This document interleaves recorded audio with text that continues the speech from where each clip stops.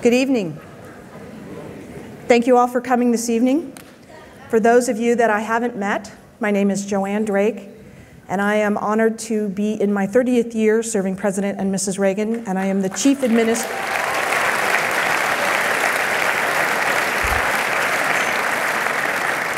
I'm currently the Chief Administrative Officer for the Reagan Foundation. In honor of our men and women in uniform who serve this country around the world, it is our tradition here to honor them with the Pledge of Allegiance. So if you would stand and join me.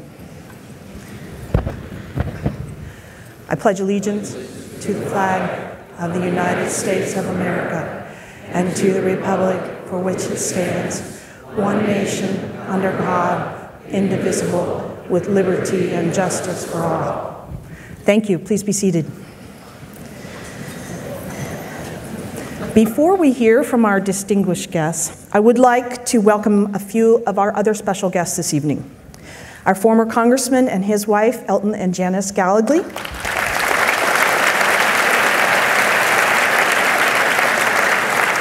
We have our assemblyman and his wife, Scott and Vanessa Wilk.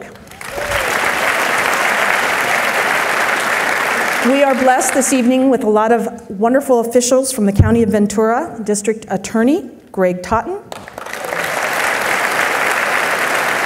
Supervisor Peter Foy, and our County Clerk and Recorder Mark Lunn.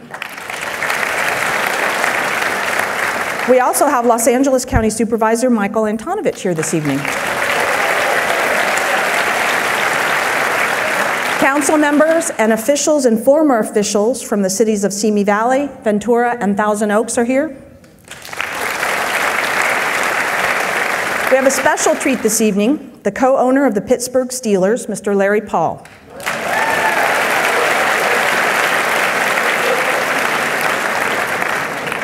The two former California Republican Party chairs, Mr. Frank Visco and Mr. Tom Del Beccaro, are here.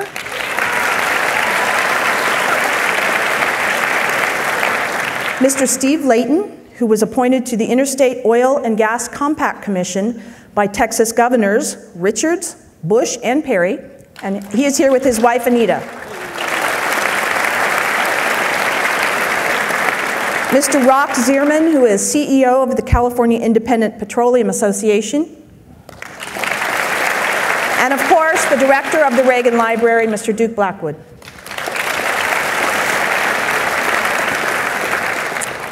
Today, we have been celebrating an anniversary at the Ronald Reagan Presidential Foundation and Library.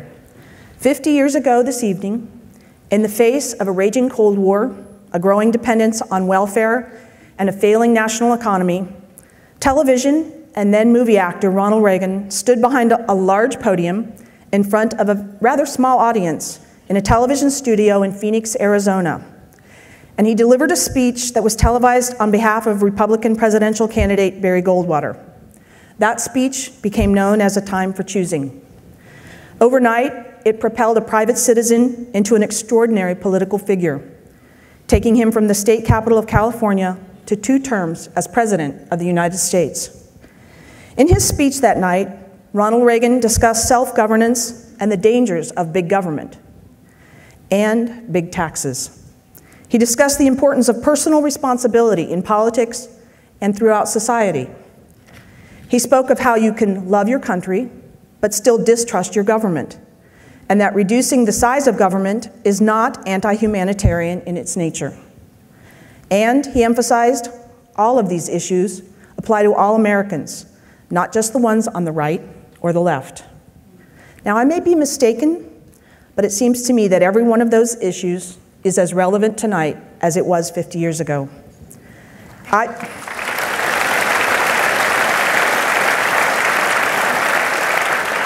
And I believe we are in a new time for choosing, which leads me, not even in a roundabout way, to our speaker tonight.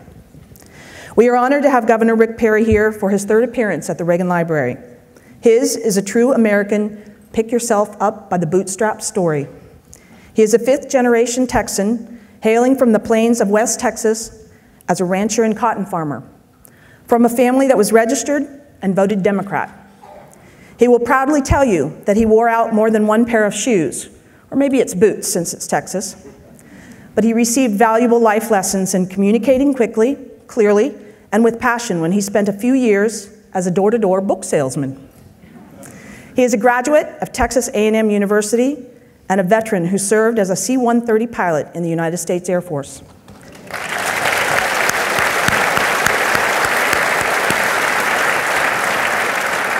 And in every biography that you read of him, it is emphasized that he was an Eagle Scout.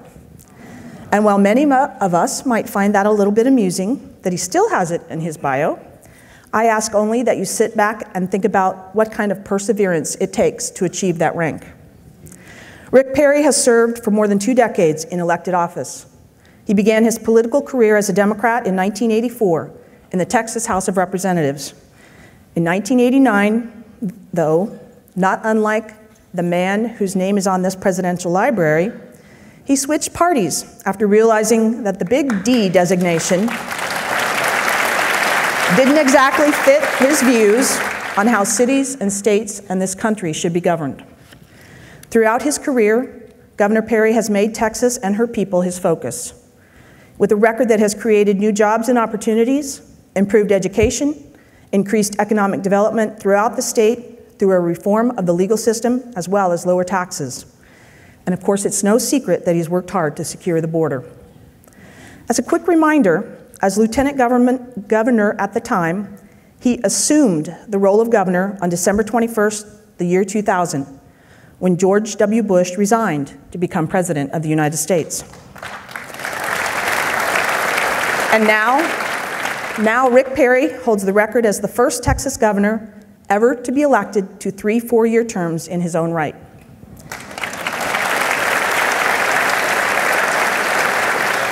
Over the last few months, it's been hard to watch the evening news without seeing Governor Perry, as he is in the forefront of our country's very serious health scare, since Texas was the site of the first 2 Ebola cases within our borders. He's also been traveling overseas and making more than a few visits to the state of Iowa. And oh yes, there was something recently about the Texas State Office of Public Integrity and a visit to an Austin courthouse. Yes, he's been a busy man. That was the elephant in the room. We're not going to get away with that. And speaking of busy, we've been busy here at the Reagan Library, and we have visitors from all over the country. Just recently, I saw a bumper sticker in our parking lot that said, "Don't mess with Texas." Before long, I'll bet we'll be seeing ones that say, "Don't mess with Rick Perry." So ladies and gentlemen, on this 50th anniversary of Ronald Reagan's Time for Choosing speech, please remember that our time for choosing is almost upon us again. And potentially, we have one of those choices here tonight. Please help me welcome the governor of the great state of Texas, Rick Perry.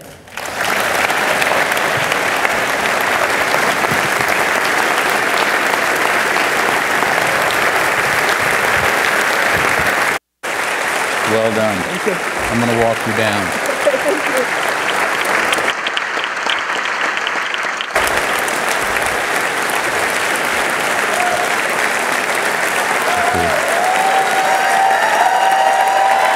Thank you. Thank you. Thank you very much. Thank you. Jen, thank you very much. I appreciate your kind words, but more importantly, to have been able to work for that gentleman for as long as you did had to be an incredible opportunity, a blessing. And thank you for continuing to honor his memory the way that you do. There is not a boring day in my life. You appropriately pointed all of those interesting things out. But it is my honor to be back in this locale, Ronald Reagan's Presidential Library, with friends, some of you that I have known for a particularly long period of time, some of you relatively new friends. But I bring greetings from the good men and women of the great state of Texas.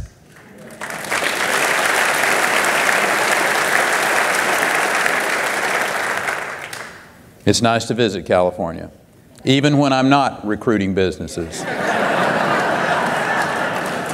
You know, I've been in this beautiful state of yours for quite a bit in the recent years, and listen, I freely admit my motive. I'm the governor of a pro-job, low-regulation state with no income tax.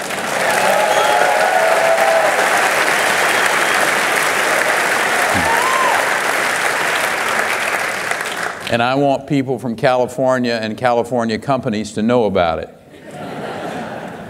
So many Californians have been taking me up on the offer to pack up and move. Listen, I can't hardly stop myself from making the pitch. So, and I'll promise you, I knew I've got a little problem with this as we were driving up that just beautiful driveway up here. And when this fabulous edifice comes into view, I'm thinking, man, this place would really look great in Texas.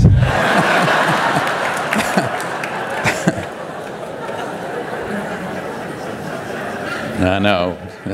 Duke is going, no, no, no, no, no, no. And you're right, Duke. This place could only be where it is.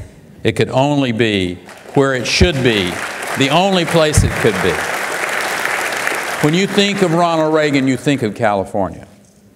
And even more so when that man comes to mind, we think of Nancy, who is still so loved and so admired across this country. She graced her husband's life for so long, and she's always been so kind to me and to my wife, Anita. Matter of fact, for everyone who's come to this library, she's been a great person to love on them. And again, what a privilege for me to be in this facility tonight, while all of us are thinking back those 50 years to the choices of another time. I can't be the only one here tonight also thinking just 8 days ahead of us. The more I see in these closing days of this election that will culminate on the 4th of November, the more it feels like there is a true wave that we are riding upon, that is coming in. From New Hampshire to California to Colorado to Alaska, Republican candidates are running strong.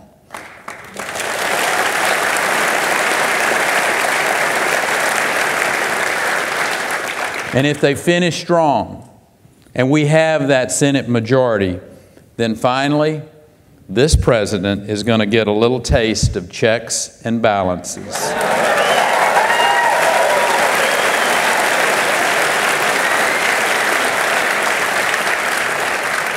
We know this matter is in the hands of the American people, and I trust them to get it right.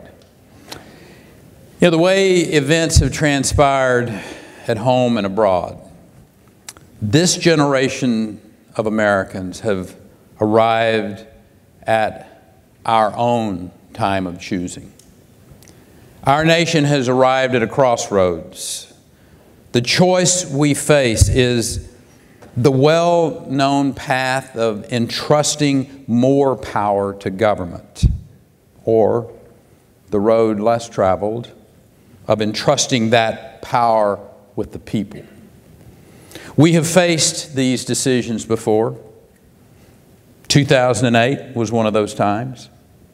1994, 1980, and in 1964. As we remember the inspiring words of President Reagan 50 years ago tonight, in many respects, the world looks vastly different than it did back then. The pace of technology over the last half century, it's been breathtaking. Who could have conceived of wireless devices picking up a stream of your favorite movie? I was more intrigued with the idea that they could be in color. Technologies never heard of then are now obsolete. My children laugh at the idea of a fax machine, or calling someone for directions, or calling someone period when you can text. We no longer tune our television into a specific hour to hear the news from a trusted source.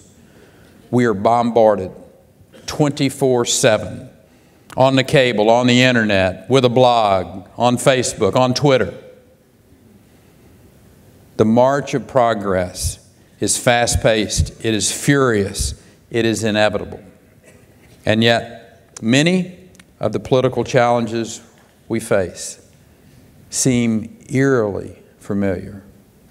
It was 50 years ago tonight that Ronald Reagan declared, "We're at war with the most dangerous enemy that has ever faced mankind in his long climb from the swamp to the stars."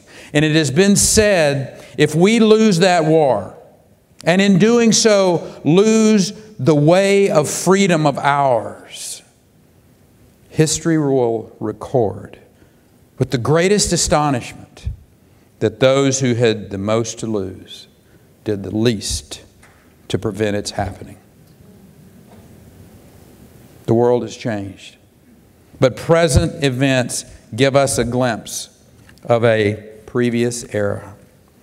Who can watch the unchecked Russian aggression towards Ukraine, the annexation of Crimea, and not think of a different place and time when Soviet tanks rolled through Prague, when Soviet soldiers executed the blockade on West Berlin, when you see extremists in Iran pursue nuclear weapons, weapons that could be used to hold the West and Israel hostage, are you not taken back to that earlier time when extremists stormed our embassy in Tehran to take our fellow citizens hostage for 444 days?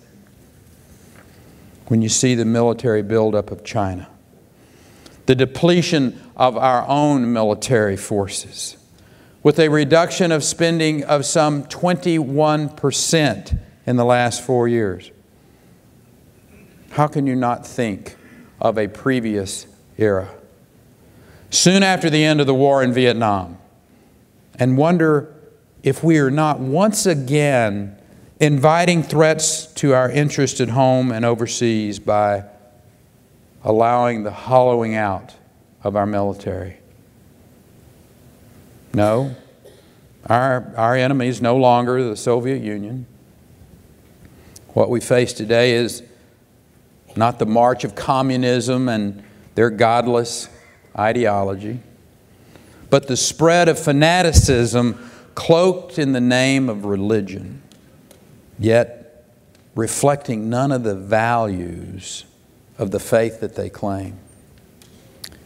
But due to the fact that we still have this vast military superiority in terms of technology and trained fighting force, and we have international alliances that serve as a force multiplier for the missions ahead, the nearest threat we face is not foreign in nature. It's from within.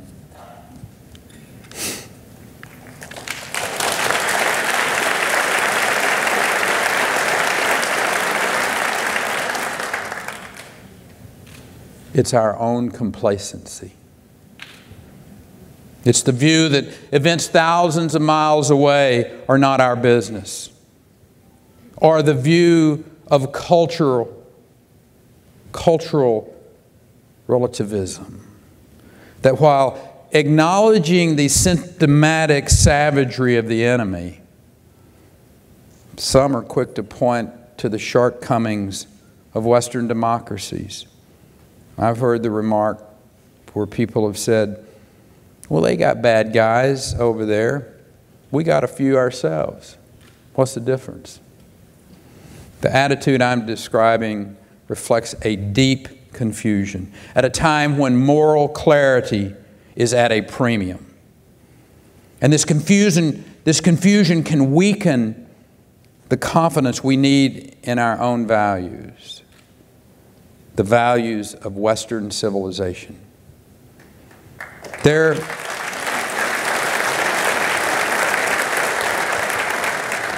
is not a Middle Eastern cultural standard that allows for the atrocities committed by ISIS any more than there is some North Korean custom that allows for concentration camps or mass starvation.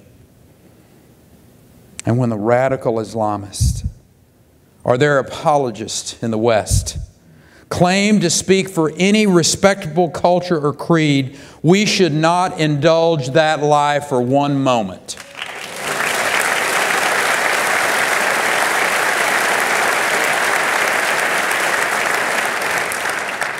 It matters that we understand all of this. For one reason especially, without confidence in the truth and the goodness of our own values, that is, the great moral inheritance of our culture, how are we going to deal with the falsehood of theirs? It is imperative at this moment in history that the United States of America be a voice of clarity. And our allies,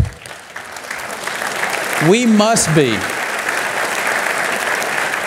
And when our values are threatened and our allies are endangered, we defend them.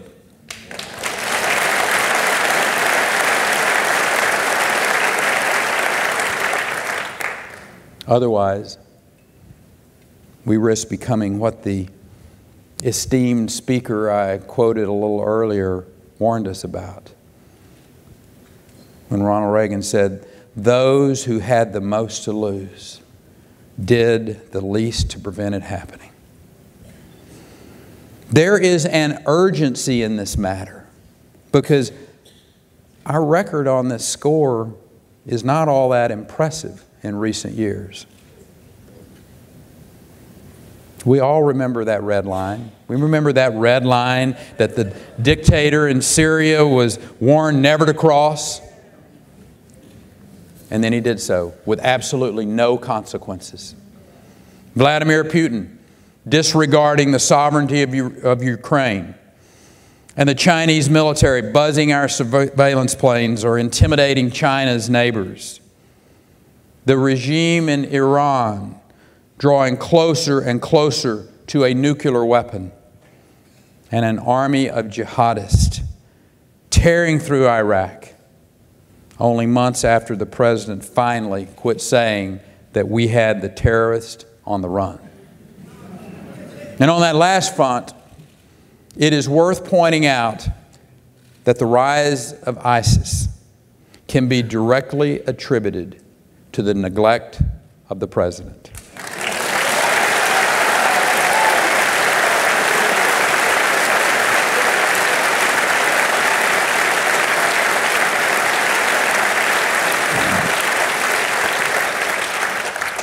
Whether it was a profound naivete about the consequences of leaving no residual American force in Iraq, or worse yet, a political ploy to win an election, we know that the inhumane acts that ISIS were allowed to occur have happened because in that hour of decision, the president chose a popular political path without concern for the real world consequences.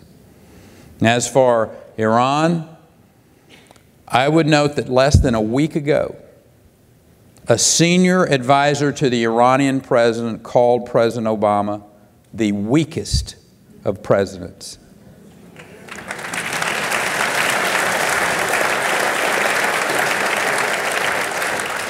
And the point is it not that he said it, but it's because they believe it.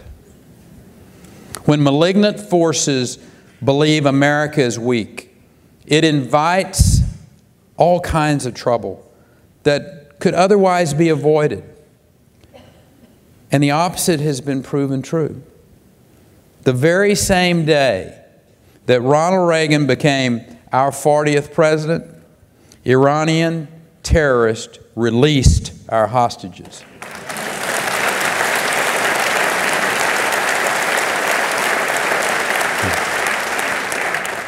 Because they knew the price for defying American power had just gone up, and they were not willing to pay it.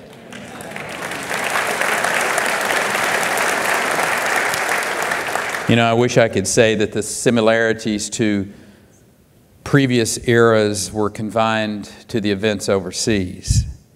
That on the domestic front, we were reaping a new prosperity unlike any previous era, but I'm afraid that's not so. Our debt is colossal, as is the bureaucracy. Government is once again pervasive in our lives. More Americans are on food stamps than ever before. And that surely is one of the best barometers that there is about what's happening in an economy. We were told by this administration that jobs would be shovel-ready if money was poured into the bureaucracy in the form of stimulus. That turned out to be about as true as the idea that if you like your doctor, you can keep your doctor.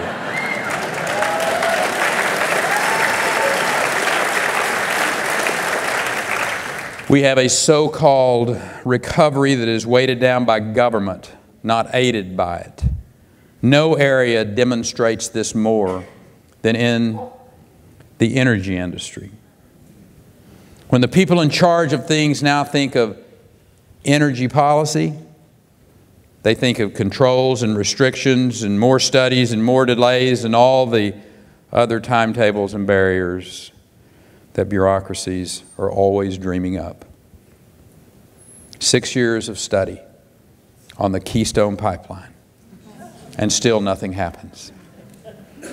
Dozens of liquefied natural gas facilities awaiting federal approval, and they've gotten around to signing off on just a small number. The whole Obama energy policy amounts to this long list of things that we cannot begin. Permits we cannot grant. Studies we cannot conclude. Resources we cannot use. And jobs we cannot create. That's a mindset that we need to shake off in a hurry and start thinking big again.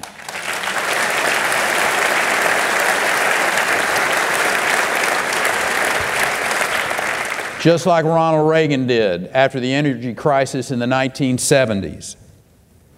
He understood it. We now have the largest energy resource base in the world, greater than Saudi Arabia and Russia. Our arsenal of energy can enhance our national security and free our allies from that dependence on aggressor states if we have the will to deploy it. Energy is a weapon. And my position is, if energy is going to be used as a weapon, we need to have the largest arsenal.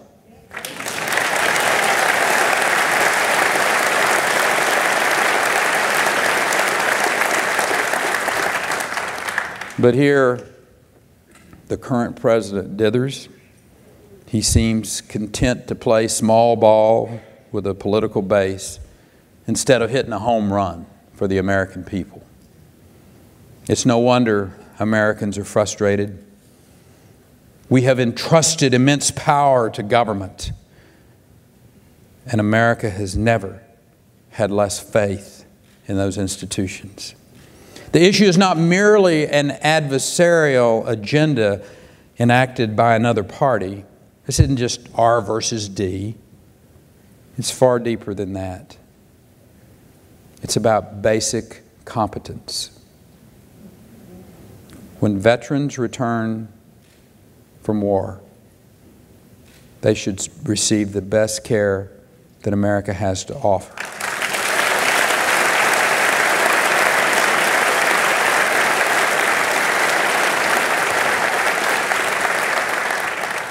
But instead they were left to die on waiting list. That is a national shame. If you have any question about whether government-run health care works, ask a veteran. While some agencies cannot perform the most basic life-saving functions, others have been empowered with malignant powers.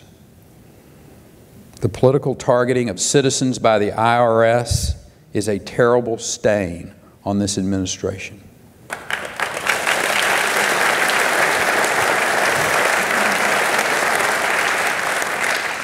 And the response to this crisis doesn't exactly inspire confidence in their leadership. 6 hard drives crashed. In the last year, we've witnessed government bungle health care for heroes, target our citizens under tax laws, fail to operate a website for the President's signature initiative, trade 5 terrorists for a soldier who disappeared under questionable circumstances, and leave the front door of the White House open where a crazy man could walk in. That's what we've seen.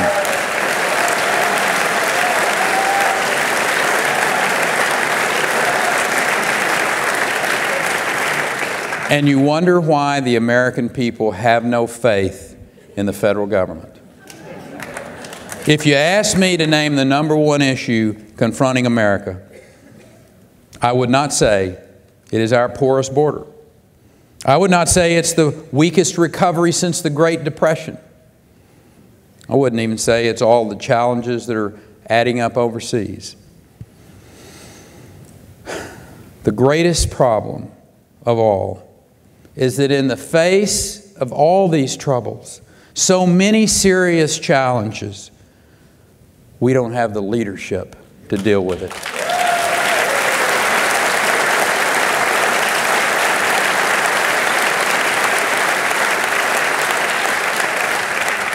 We are experiencing a crisis of competence in America, and the people know it.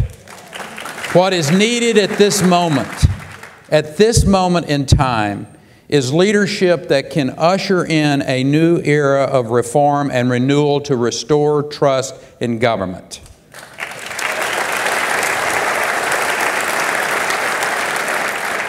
The institutions of government are faltering.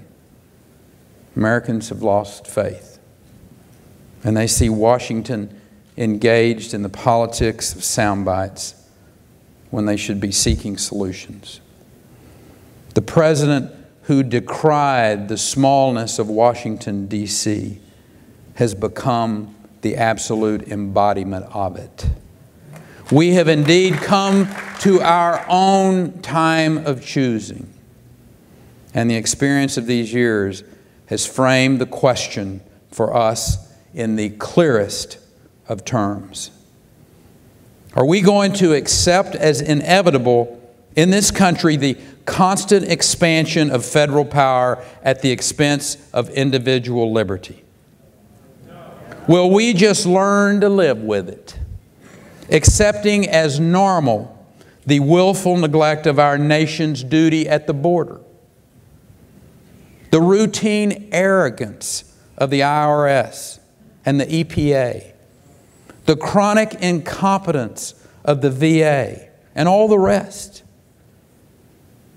Will we look at the same establishment in Washington as the decider and director of economic activity, regulating and controlling and slowly destroying the productive power of free enterprise?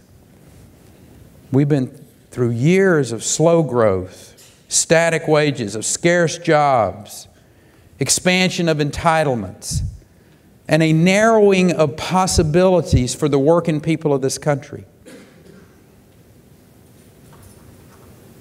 Does anyone really think this is the best that the United States of America can do? No. Don't we have an obligation to aim higher so that our children can have lives of opportunity at least as good as what we had? Having borne witness to the fact that military decline, idle talk, looking the other way only heightens the threat we face. And we simply continue on that path and hope for the best. Or can our country be counted on again to meet challenges only we can meet, deter threats only we can deter, and lead as only America can lead?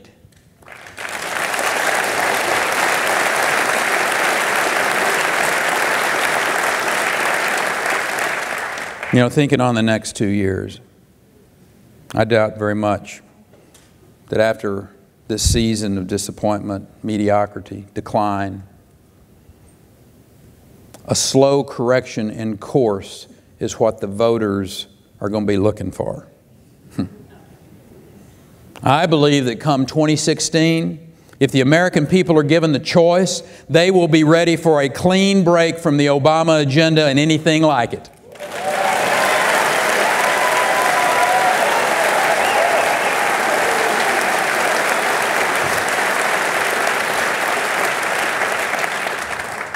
To consider just the American economy today, it is nowhere near what our country is capable of. We have the potential and the resources to grow and create jobs at an amazing clip. And anyone who tells you otherwise is making excuses. I know this because the people of the state of Texas have done it.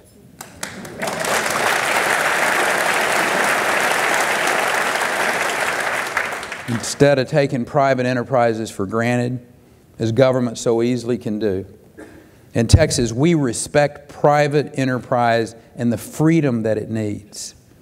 We respect work, which in practice should mean the government doesn't tax wages too much or tax companies so much that they can't hire people. And finally, in my state, we've learned to respect the facts of economic life, including this fact. Capital moves. Capital moves, and capital moves to where it is welcome.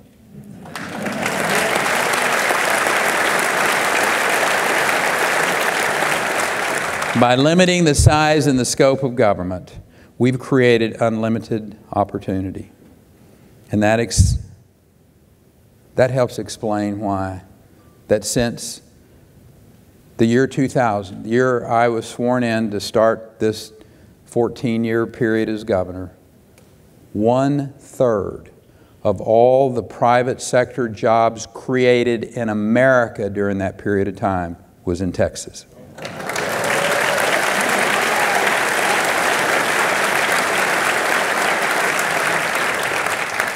In fact, according to the Bureau of Labor Statistics, for a period starting in December of 2007 and ending in September of this year, we see two trends. Texas has experienced a net job increase of 1.32 million jobs. That's about a 12% increase. If you take Texas out of the equation, minus Texas, America in that same period of time has experienced a decline of 993,000 jobs. If you've been to Texas, you know we like to think that we're unique. Because we tend to tell you that. But the principles of economic recovery are not unique to Texas. Texas is not experiencing a miracle any more than California experienced a miracle under Governor Ronald Reagan.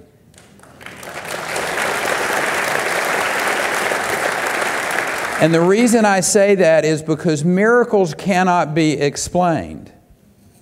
Economic recovery can be. It can happen anywhere in America. Growth and job creation far beyond what Americans have gotten used to in these past 6 years. It can happen anywhere in this country, all across this country, from Massachusetts to California. It's just waiting to happen. It's just a matter of whether we're going to continue the path of the last 6 years or we're going to choose a different path of the future. 50 years ago, Ronald Reagan summed it up well when he said, "This is the issue of this election. Whether we believe in our capacity for self-government or whether we abandon the American Revolution and confess that a little intellectual elite in a far distant capital can plan our lives for us better than we can plan them ourselves." What'll it be, America? What shall we do? Shall we continue to place trust in the levers of the bureaucratic machinery or in the hands of the American worker?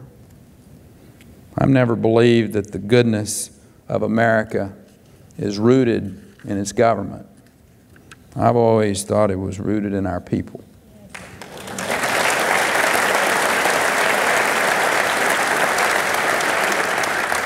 And government works best when it respects those values. Values like hard work and personal freedom and individual responsibility. None of that's to say that government's bad. It's not. It's simply misdirected in its present state.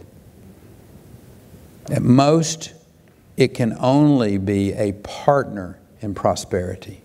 It cannot replace the industriousness of individual workers or assume the responsibility of families. For too long, it's been expanded into our lives and played too central a role. But a simple fact remains. The larger government grows, the smaller our circle of freedoms. In recent weeks, I've traveled to Tokyo, to London, to Warsaw. And what I found in every one of those countries, America is admired. They respect the values of this country.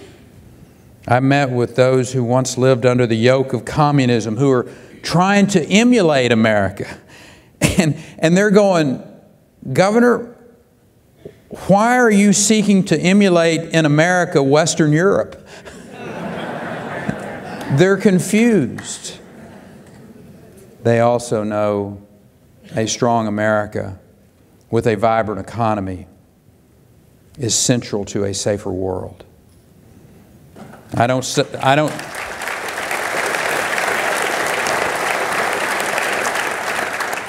sense any desire among America's friends and our allies to see this country less engaged in their security or less involved in their future. They still believe that there is no substitute for the good and the peaceful influence of the United States of America. And if they hold that conviction about America, is it asking too much that our own leaders believe the same thing?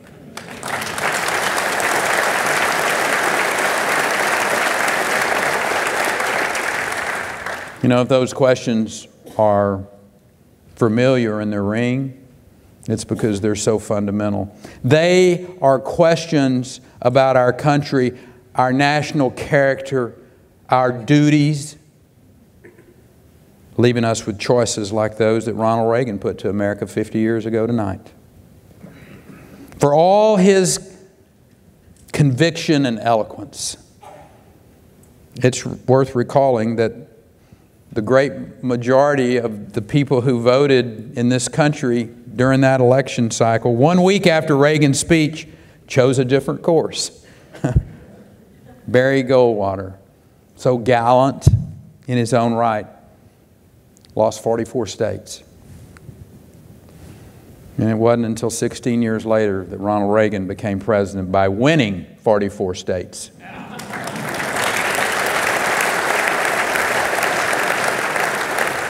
You see, great change in direction like that sometimes is slow in coming. And you and I, and in these years, we've done our own share of waiting, wondering when that moment would again come for our cause.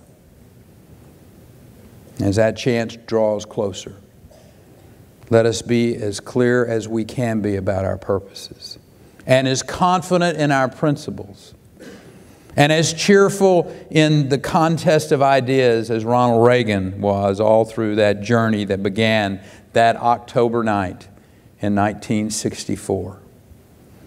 He liked to remind us that the American dream lives, not only here, but in other free nations, in opposed and oppressed nations, and everywhere that people look to America for leadership. As long as that dream lives, he said, as long as we continue to defend it, America has a future, and all mankind has reason to hope. God bless you, and thank you all for coming here tonight. Thank you.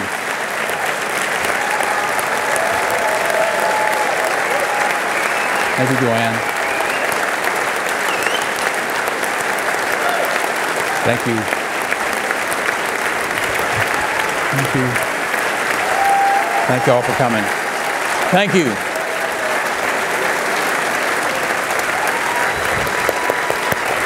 Thanks for coming out. Thank you. Thank you.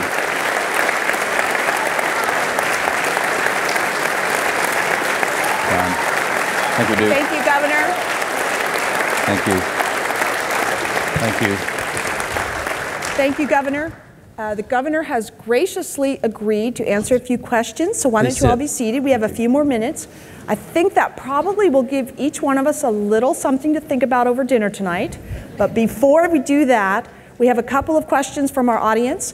The first one, I'm going to take a personal opportunity here to find out, Governor, did you ever meet Ronald Reagan? And if you did, what was your conversation about? And if you did not, what would you have said to him?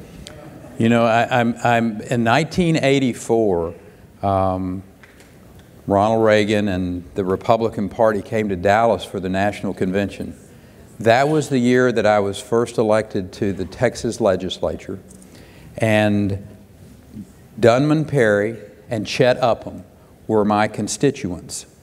And if you'll recall, I was elected to the State House in those days as a Democrat. And Dunman and Chet, of course, was very involved with the Republican Party in Texas. He said, Perry, you're no more a Democrat than I'm a brain surgeon. And so they invited me to come to the 1984 convention. And Fred McClure, who you worked with, my dear friend Fred, took me in. That's a long way to tell you that I never got to meet Ronald Reagan. And it's one of the I don't have many things in life that if I could go back I would redo over, but that's one of them. I would love to have shaken Ronald Reagan's hand in the latter days of his life and somewhat of the early days of my public service life and said, thank you for making me a Republican. Because he did. Yeah, he did. Ronald Reagan and the things he believed in and his eloquent way of being able to express them. As my dad and I sat around the coffee in the morning and watching him and listening to him and agreeing with him, he made it okay for Democrats in Texas to proudly say that they were Republicans and they were Ronald Reagan Republicans. Okay. So as many of you know, we are also celebrating another anniversary this year. In November, on the 9th, we will celebrate the 25th anniversary of the fall of the Berlin Wall. So my question to you, Governor, is if you could remember 25 years ago, November 9th, can you tell us what you were doing and if you have any special memories of that day? Well, I was just 3 days past celebrating my, let's see, 11th wedding anniversary. But I actually don't remember, except it was 4 months after I changed political parties. And so I know I was celebrating not only the fall of the Berlin Wall, but of making 2 political parties happy.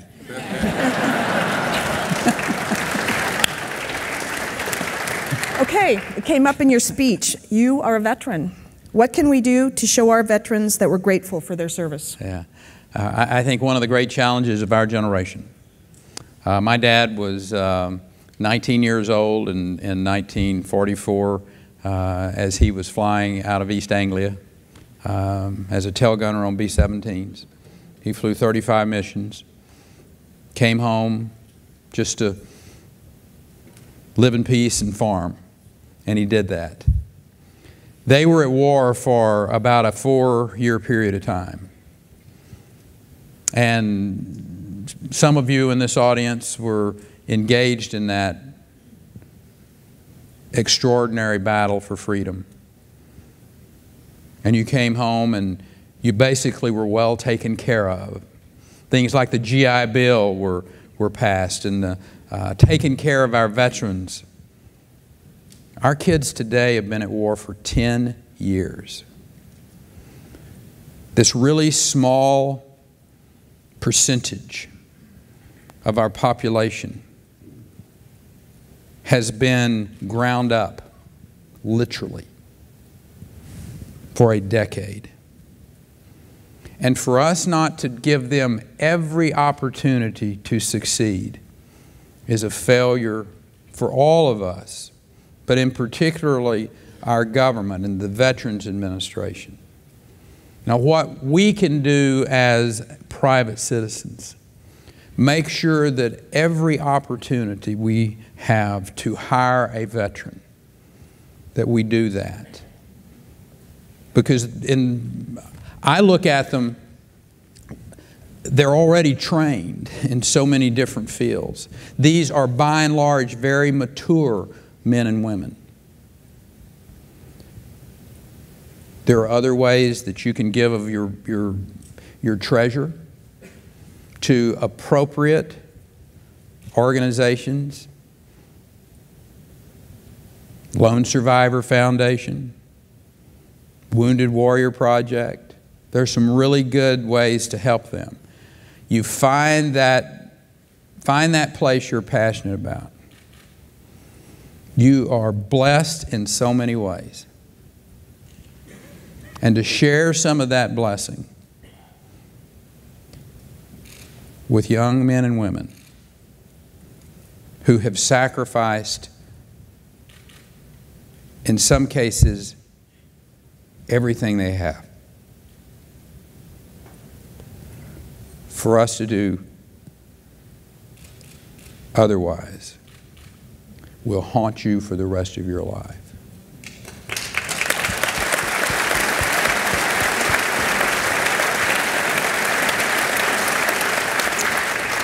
So almost every question that was submitted had an underlying question. So I've chosen one that might lead us to an answer. Can you tell us some lessons you learned running for president last time?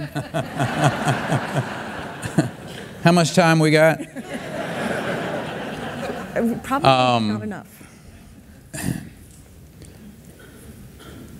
I am so glad that I held my hand up and said, "Here am I, send me," in 2011. It was one of the most difficult, frustrating processes I've ever been through in my life. I've been in public service for 30 years in the sense of being a state representative and the agriculture commissioner and the governor for 14 years. And the preparation to run for the president, I was probably a little arrogant in thinking, I've been elected governor of Texas for 3 times. I mean, what can be harder than that, right? Two very powerful takeaways and lessons and life experiences for me. One was, if you're going to run for the president, you have to be healthy. And Larry, you know that in the 1st of July of 2011, I had major back surgery. And I was kind of like, I'm 61 years old, I'm 10 foot tall, bulletproof. And I broke my arm once, and 6 weeks later I was playing football. And we won. And I was not physically nor mentally at the top of my game. But with that said, the most important thing I learned was the preparation that is required to be considered for the most powerful position in the world is a very long and arduous task. I came back, and after I've healed up physically and mentally, 24 months ago, I started a very methodical process. Coming out here to the Hoover Institute, sitting down with Henry Kissinger, having a group at the Hay Institute, either directly or indirectly, either on the phone or at dinners, talking about domestic policy, foreign policy, having Richard Fisher and Jim Rickards and the governor's residence to talk about domestic and international monetary policy. The process of preparation to be considered for the nomination is a long and substantive path. I did not do that in 2011 and 2012. And I will suggest I paid a pretty substantive price for that. Now, I may not run for the presidency in 2016, but if I don't, the reason I don't run is not because I'm not prepared.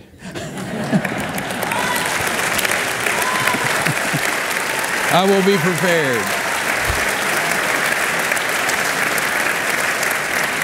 I think that's about the most complete answer we're going to get tonight on that topic. That is. So I want to thank you, Governor, for coming. I have a feeling we're going to see you in the state of California a couple more times in the coming couple of years. I want to thank all of you for coming. Speaking of veterans, the Reagan Library honors our veterans every year on Veterans Day, and we hope that all of you will be able to attend. It's a morning program. It's a very special program, so we invite you all to do that. And I'm going to ask that all of you remain where you are for just a few moments while our special guest and his group depart, and then our staff will take you over to dinner at the Air Force One Pavilion. Thank you all for coming.